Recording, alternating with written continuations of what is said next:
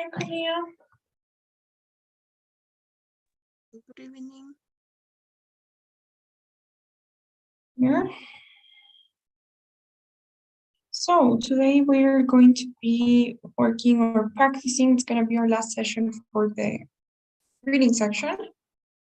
And we're going to be practicing the reading. We're going to be putting into practice everything we did so far and answering a different set than the one we've been answering.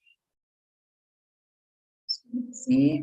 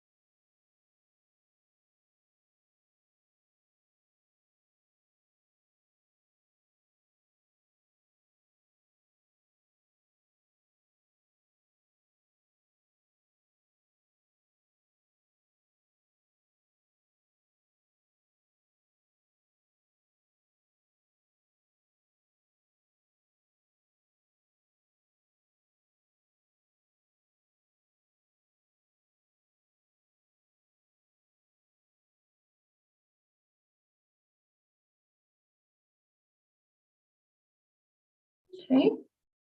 So I just sent the link where you can find the text that we're going to be working on today. Please, if you can open the link.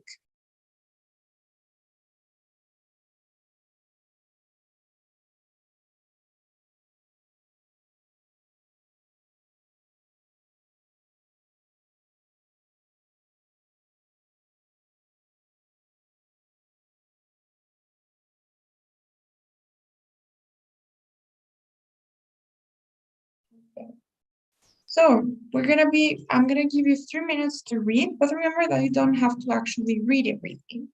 What you have to do is just scan very quickly the text, look for the main ideas in the text, start by maybe paying a little bit more attention to the introduction and also the conclusion or the last paragraph of the text. And you can go around reading the first sentences of each paragraph, each body paragraph, in order to get a grasp of what every paragraph is about. Right? So I will give you 3 minutes to do that, and then we'll start answering the questions. Okay.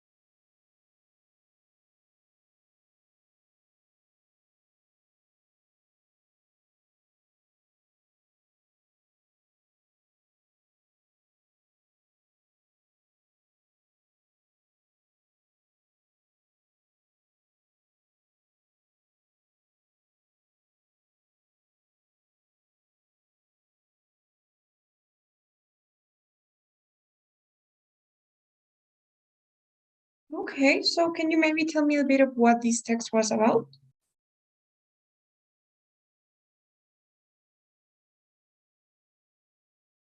I think the text is about, as the title says, smart energy and how the development of this and how it had been changed.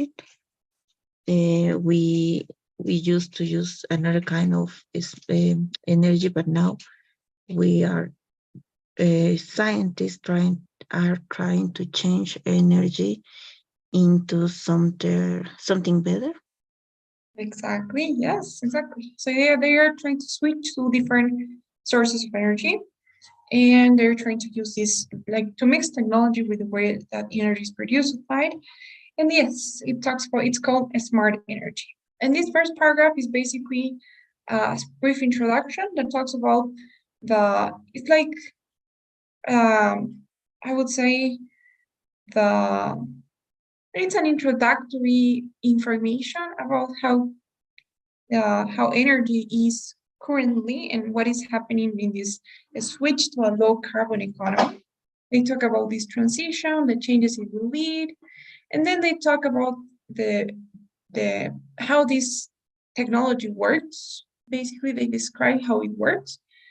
Then they talk about the benefits to the consumer, and you know that just by reading the first sentence, right? If you read this first sentence, then you already know this paragraph will talk about how it works. Here they will talk about the benefits to the consumer. Then they talk about the challenges. Then they continue with the problems. And then they start talking about how this technology is going to be implemented. And as we said, the introductions and conclusions are always a little bit more important. So yes, very well. Now let's start looking at the questions.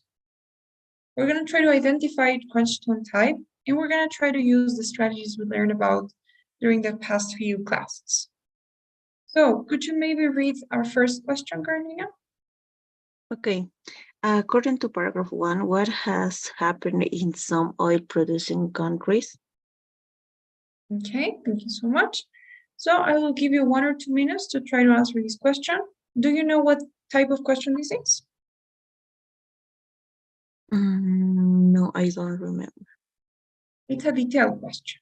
What has happened, when, where, why, how, for how long? They're asking for specific details that are explicitly mentioned in one specific part of the text. So I'll give you some time. Let me know what you think.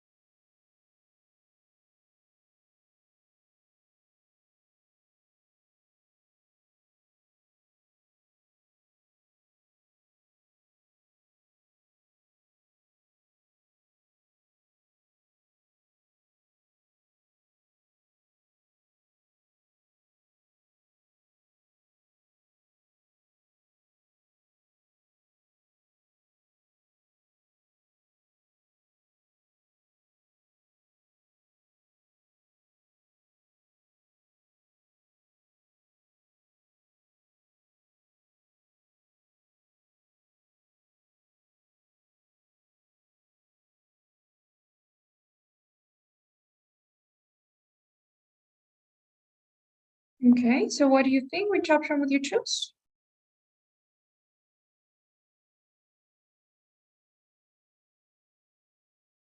Probably letter A. I'm not sure. Okay, they are unwilling to sell their oil anymore. So in order to answer these questions, we said that the first thing you need to do is identify the keywords. In this case, they're asking for what happened in oil-producing countries, some oil-producing countries. So we start looking for those keywords in the text, and we remember that we're not always going to have the same word, but we may have their synonyms. And I think it's pretty straightforward. They say in some major oil-producing nations. Those are the keywords. Instead of countries, we have the word nations. But at the end of the day, it's exactly the same. And then the answer, now that we found our keywords, needs to be close to the keyword. It's always going to be very near to the keywords. You don't have to search everywhere because they don't talk about oil producing nations anymore. They just talk about it in one place. So what happened is that the peak oil has already been reached and that there are increasing fears of global warming. Consequently, many countries are focusing on the switch to a low carbon economy. That is what's happening, right? That peak oil has been reached and there are increasing fears of global warming. So they are switching to a low carbon economy. That's all the information you have. The answer needs to be one of that, something like that, one of those ideas. So you start going over the options and you start trying to see which one makes the most sense. Now, option A says they are unwilling to sell their oil anymore. That means that they don't want to sell their oil anymore. Do they say they don't? Right? So what do you think would be the correct choice now? Letter D. Okay. Again, we go back and they said that there are increasing fears of global warming there. In those countries, there are increasing fears of global warming. So what they are saying is that people are more and more afraid of global warming every time. So they are getting more and more scared of global warming. Now, is that the same as saying that global warming is more severe there than in other countries?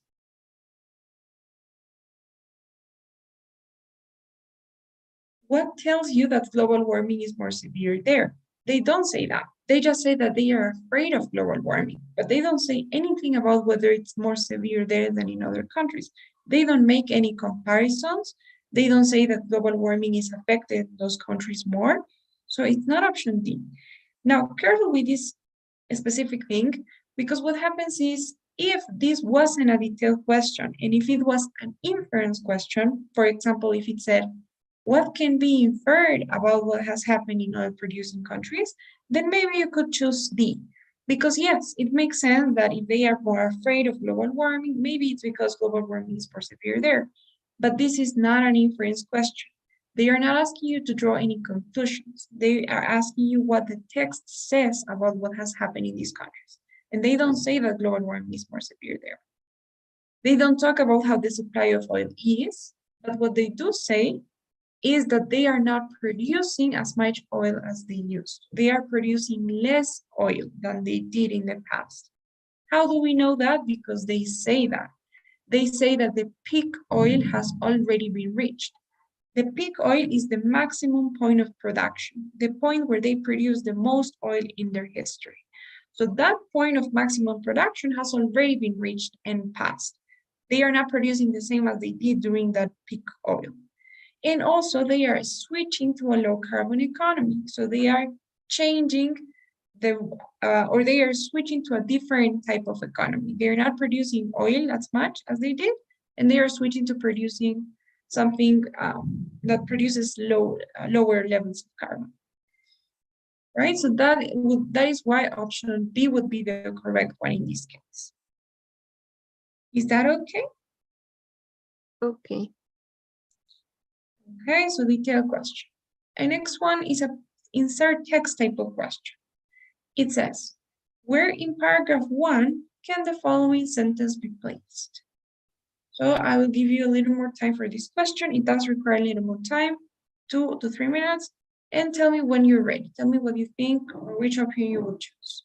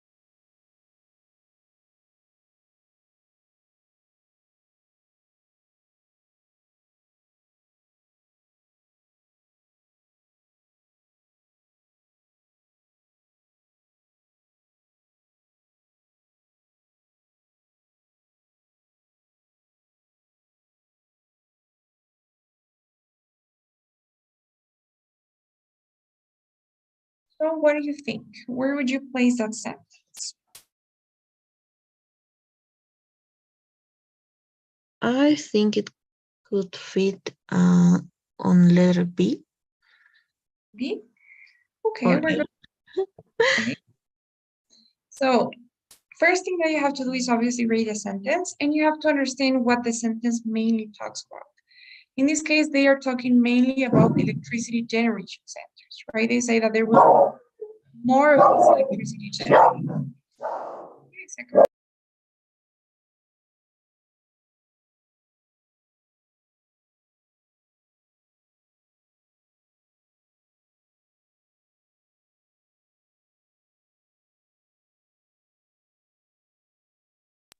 Okay, sorry.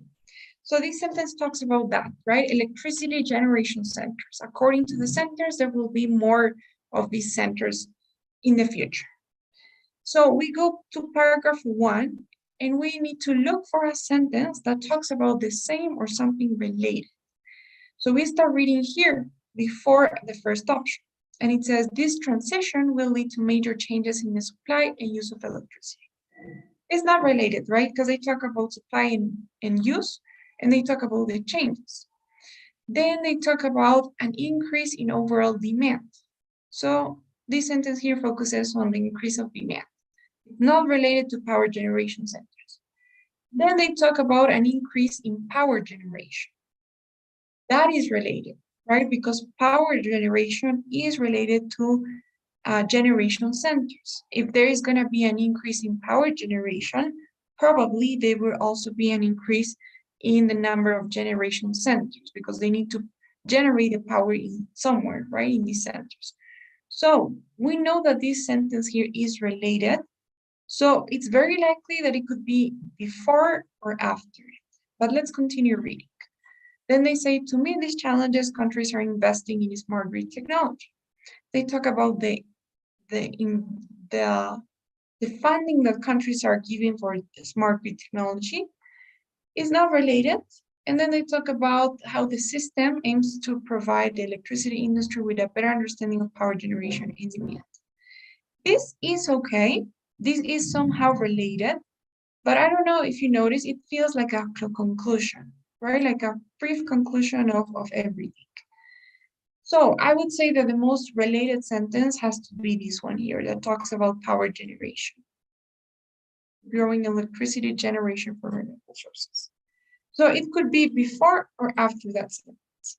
Now, another thing that helps you a lot is the word also, because you know that that's a transition. It shows relationship amongst ideas. This word also means that this is an addition to something that was mentioned before. This is like one more point that is being added to other points that were mentioned before this.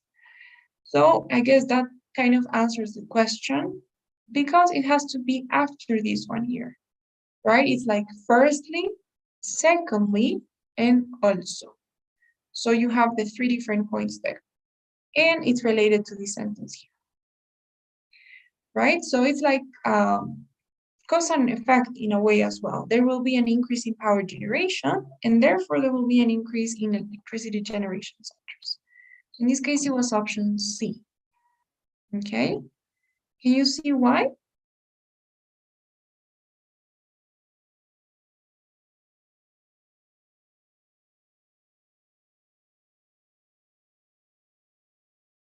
Yes, I understand now. Okay, perfect. Then let's see our next question. It says, an accept question. It says, which of the following is not a benefit of a smart grid technology to consumers? So this is an accept question type. You don't need a lot of time, so I'll give you about 1 to 2 minutes.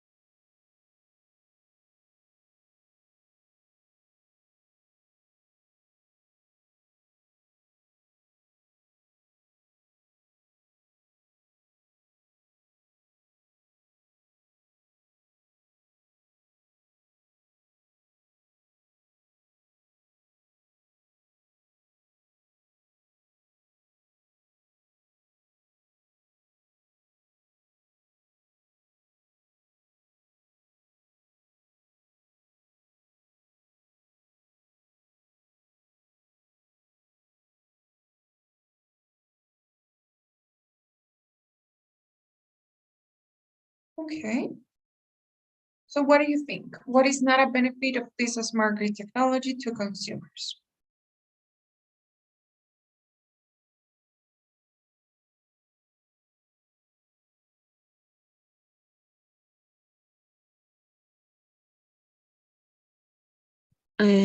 It could be letter D. Energy can reduce the amount of energy needed to power appliances. Yes, I think I do agree. Great.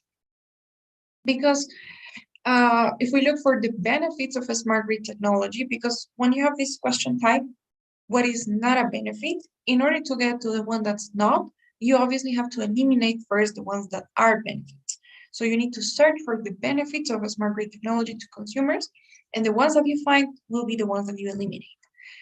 So if we go to the paragraph that corresponds to the benefits, they say that consumers will be able to collect real-time information on their energy use, which is basically option B. It can tell them how much energy each appliance is using.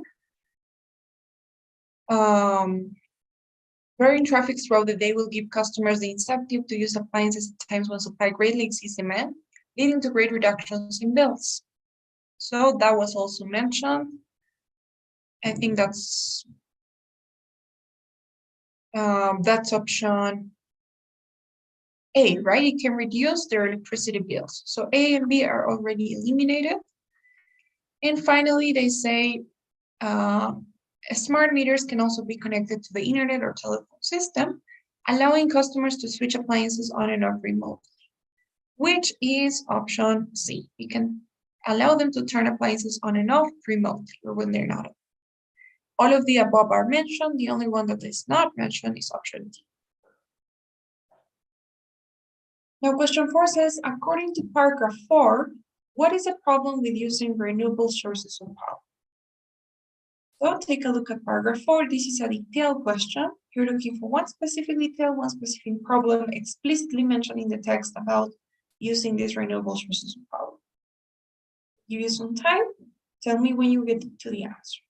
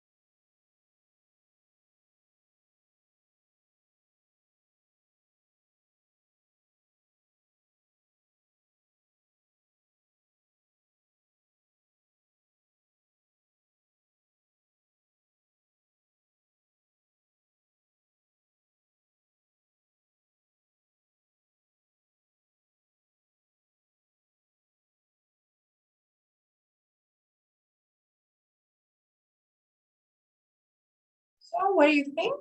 What is the problem with using these renewable sources of power? Also, I think it's letter D. They can't be used at off-peak times. Okay. Problem using renewable sources of power. Can you tell me maybe where you found this answer? Where in the text do they say this? Paragraph 4. This is paragraph. In the last part, well, actually, it talks about oil energy, and it says that with alternative sources, this is far more difficult. And the last sentences, potential solution including investigating new and efficient ways to store energy and encourage customers to use electricity at off-peak times. Okay.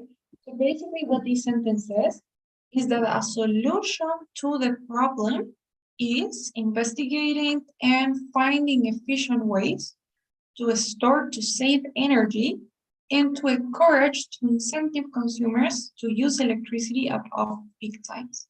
So the solution is to encourage consumers to use electricity at off-peak times. But the question is not about what is the solution to the problem. They ask what is the problem with using those sources of power, right? So what tells you that they can be used at off-peak times?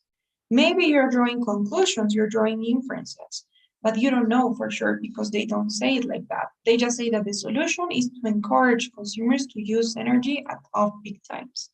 But they don't say anything about whether with renewable sources of powers we can or we can't use, we can use them at off-peak times. Right? So careful with that. I don't think it's option D. What do you think? Which one would it be then?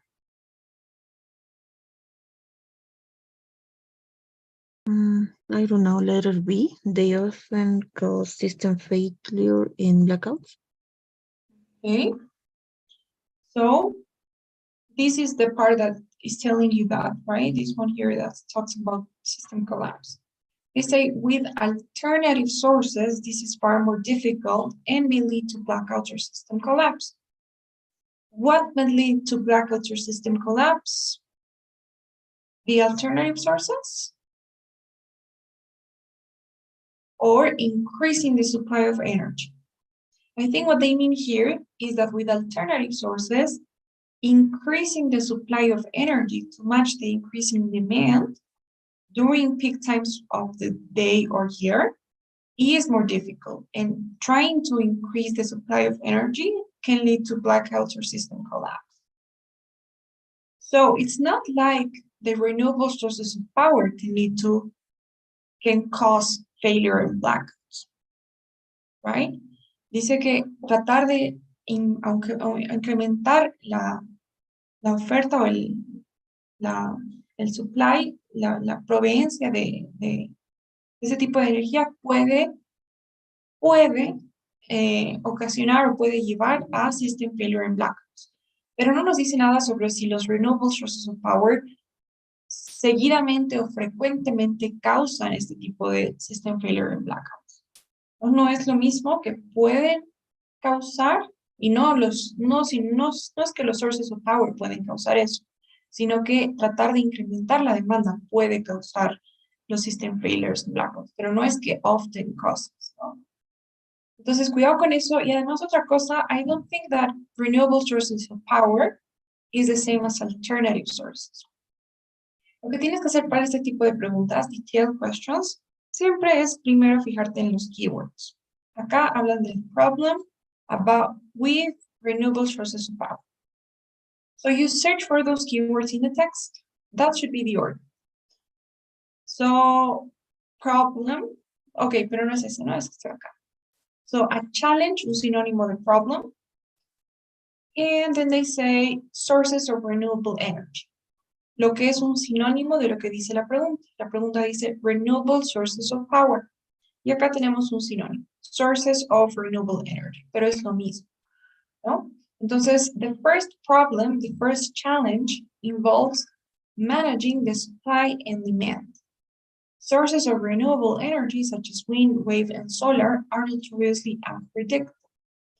Nuclear power, which is also said to increase as nations switch to alternative energy sources, is expected. De aquí ya hablan en adelante de la energía nuclear, de fuentes alternativas de energía, pero la pregunta no era de fuentes alternativas de energía. It wasn't about alternative sources. La pregunta era de sources of renewable energy, energía renovable. Y estas fuentes de energía renovable, lo único que sabemos sobre esas fuentes que nos dicen que el problema es que estas fuentes son unpredictable, son impredecibles. They are notoriously unpredictable. Ese tiene que ser la respuesta, ese tiene que ser el problema. Y ahora buscamos el sinónimo más parecido. ¿Cuál sería? ¿Qué opción? Letter C.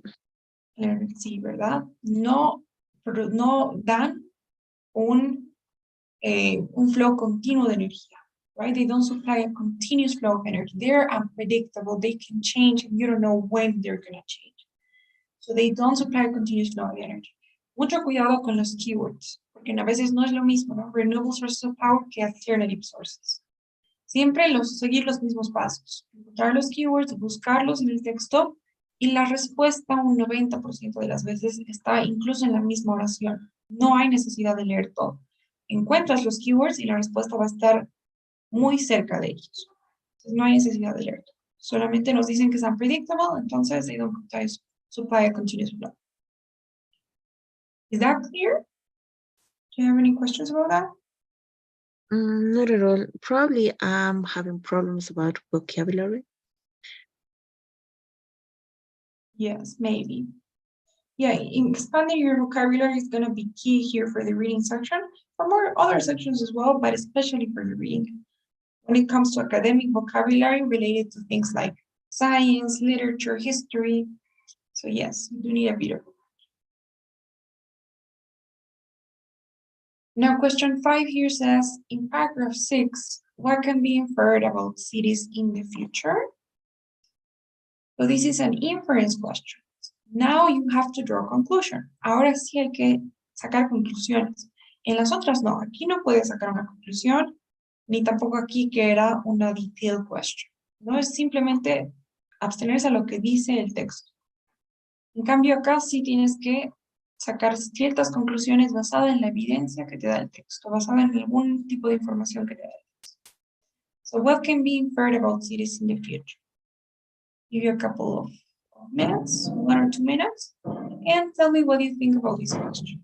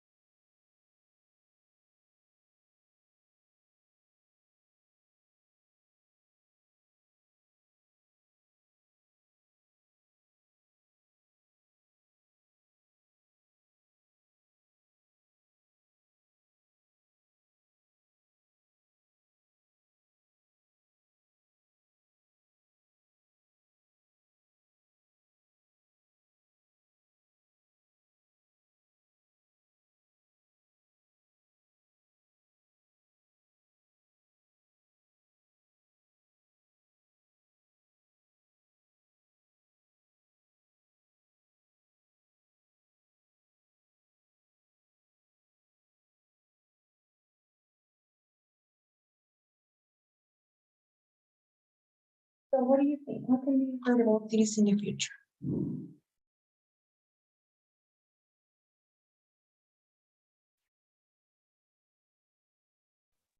Well, actually, I'm kind of confused, but probably letter A.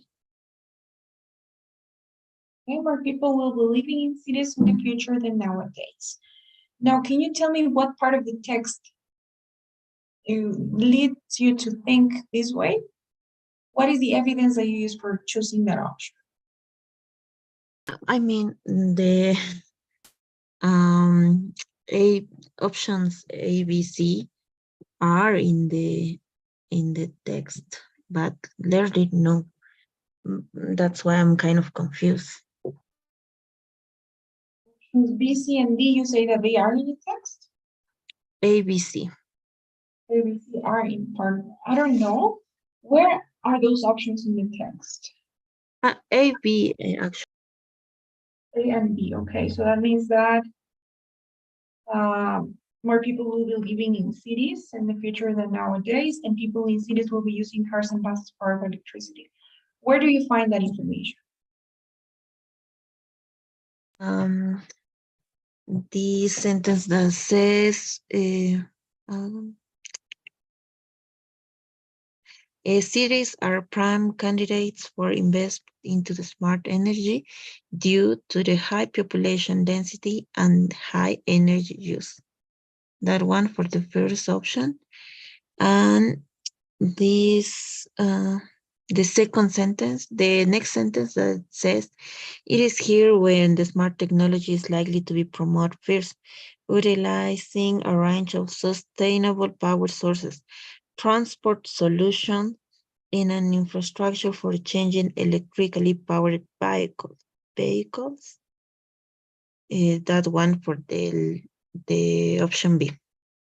Okay. First of all, as for option A, what you said is correct. They say cities are prime candidates because of their high population density and high energy use.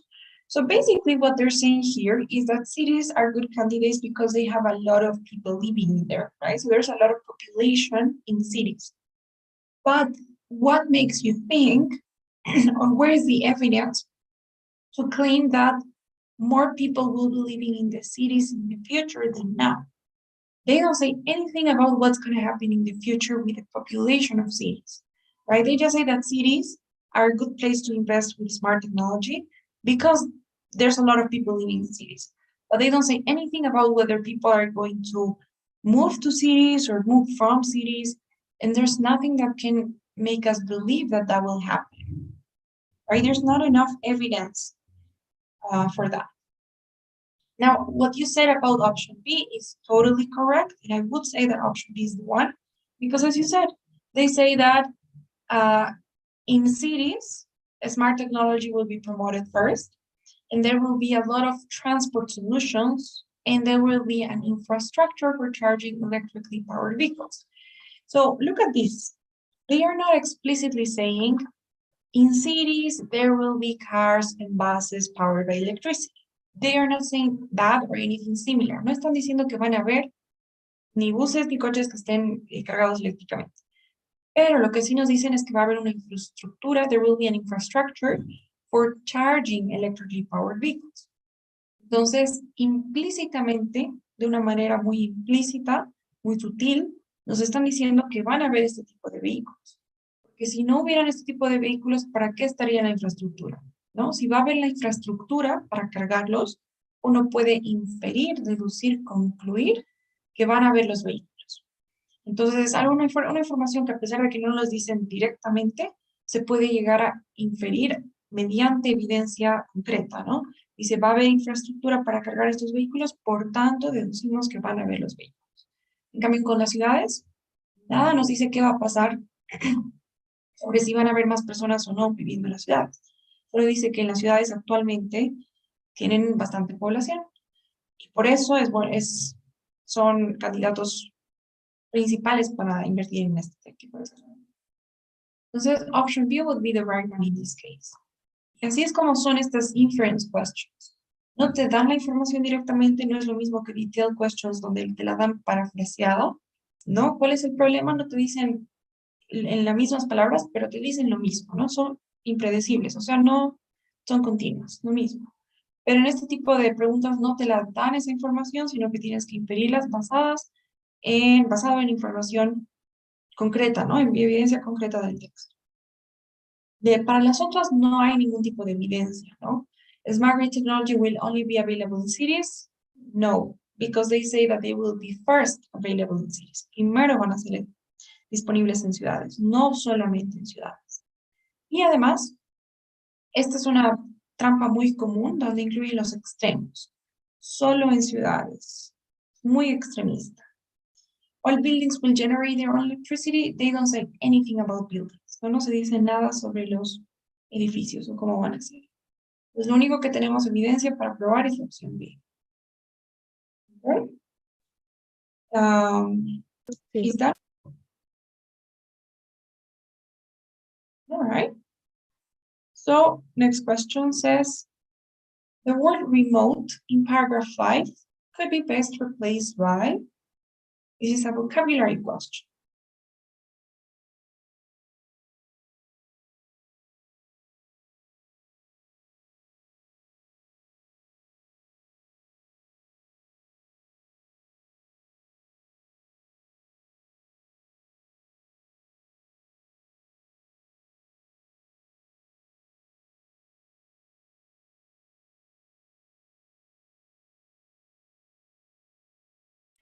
I think it's letter D. Okay. So do you know the word? Do you know its meaning, or are you guessing from context? I knew the word, but I decided to read just in case I'm not sure. And I consider it could be letter D. Okay. So remote, yes, in a way, it's alone. But don't you think that isolated is the same as alone?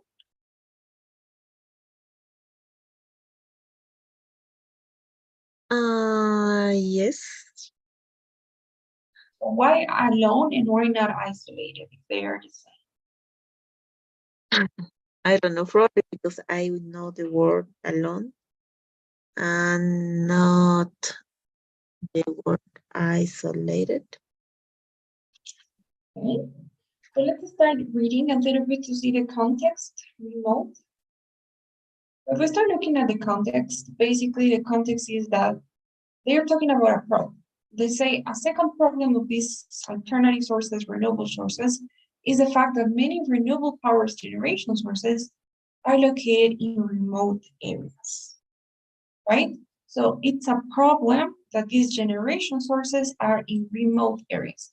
The context is that we're talking about a place. We're talking about an area, a place. So we can start thinking about the options already. Could it be an attractive place? Could it be an alone place, an isolated place, or I don't know what the other one was, a crowded place? And then they give examples, and when you have examples, that's a great thing, a great help to understand better the words, because we have examples of remote areas. They say windy uplands, coastal regions. Those are remote areas. Windy uplands, coastal regions. And they say that in these remote areas, there is currently a lack of electrical infrastructure, and they have to build more infrastructure.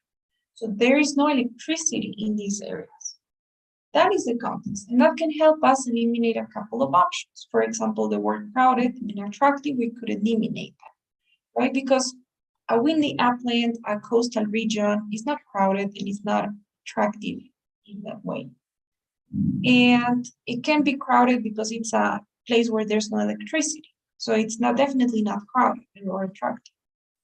Now, the thing is, when we talk about places, we don't say alone. We don't say that's an alone place. We use alone to talk about people, animals, and that's it. But when we talk about places, we say isolated place or an empty place in a way. Because alone means that without company.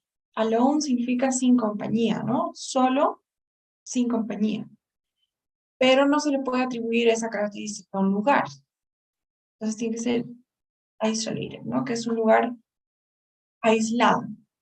An isolated place, right? Isolated from the world, isolated from society, isolated from the city, isolated from everything. So that is the word that we could use to talk about places. Alone is not a word that we could use to talk about places, to describe places. Okay. Is that okay? Any questions so far? No, I don't think so. Okay, and let's do one more. Question 7 says, The word underway in paragraph 6 is closest in meaning to. So I'll give you some time. Tell me what you think.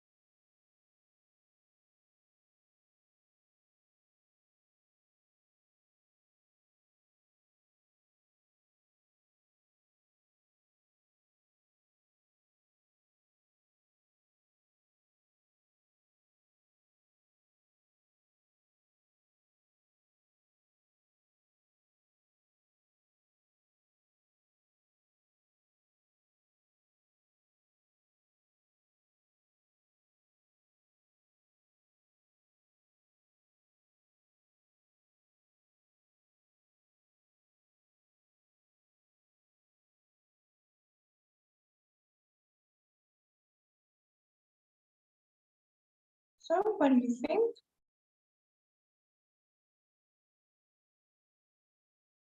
I think that is letter D in progress. Okay. So yes, I do agree. Underway means in progress. It's like on its way, right?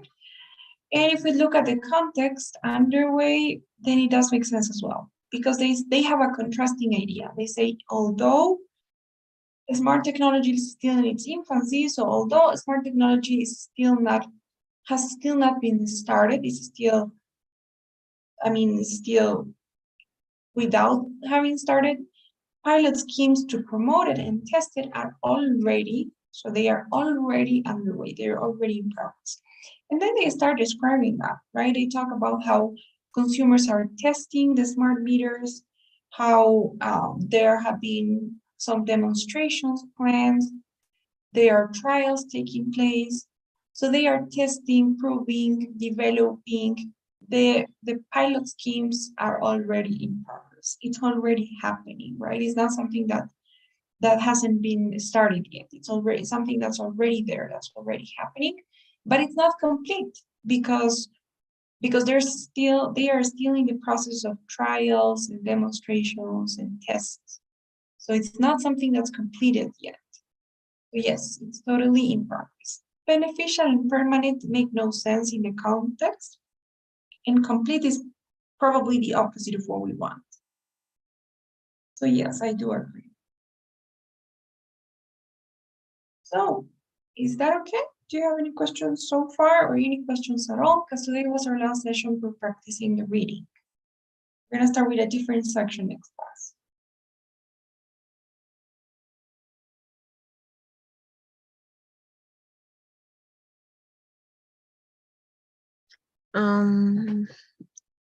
No, I don't have any questions. Probably I'm gonna try to practice on the weekend, and probably I'm gonna have some questions there. Okay, yes, do so. Practice, and if you have questions, you can always ask, and we can maybe see that in class. So please, before you go, then don't forget today's daily survey. And I will see you next class on Tuesday.